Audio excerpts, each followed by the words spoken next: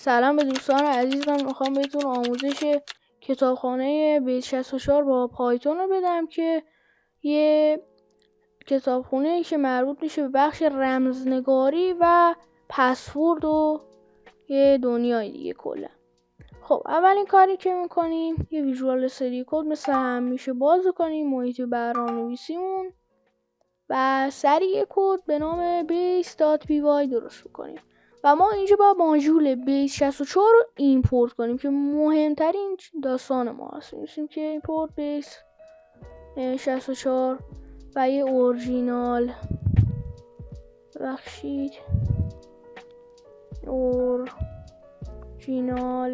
تکس رو میذاریم، مساویشو کنیم با hello world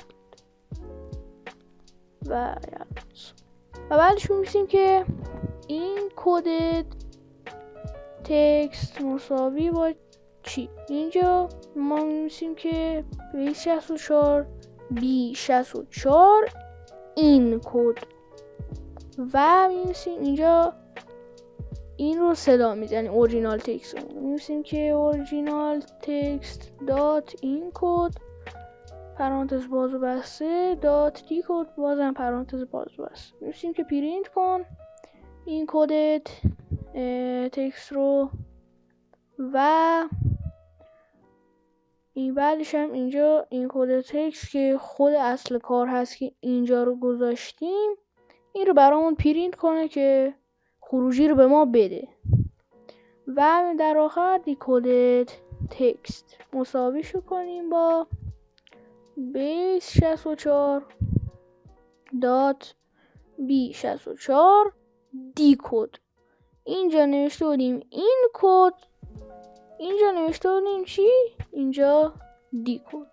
خب می‌نویسیم و این کد تکست دات این کد دات دی کد و بعد پرینت کنیم دیکودد تکست و خود دیکودد تکست رو اونجا قرار میدیم. همین سادگی. خب بریم که داشته باشیم ببینیم چه اتفاقی میفته. خب اینجا فایلمون هست، می‌نویسیم که python base.py. امیدواریم که درست ران بشه و شد. بله و همین سادگی کد ما درست کردیم که خیلی کاربردش برد.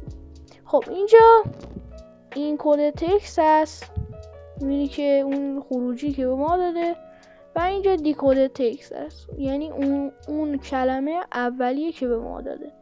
اگر اینجا ما یه چیز مثلا بنویسیم مثل خود بیس 64 بنویسیم بیس 64 و بعد دوباره اون رو ران کنیم، اینجا می‌نویسه اسم اصلی که شما به اون دادین بیس 64 و بعد با این کدایی که براش نوشتیم تبدیلش کنه به یک رمز دیگه یا همون پسورد که شما میتونید داخل هر چیزی ازش استفاده کنید، مثل پسورد فایل های زیپ، هر چیز دیگه.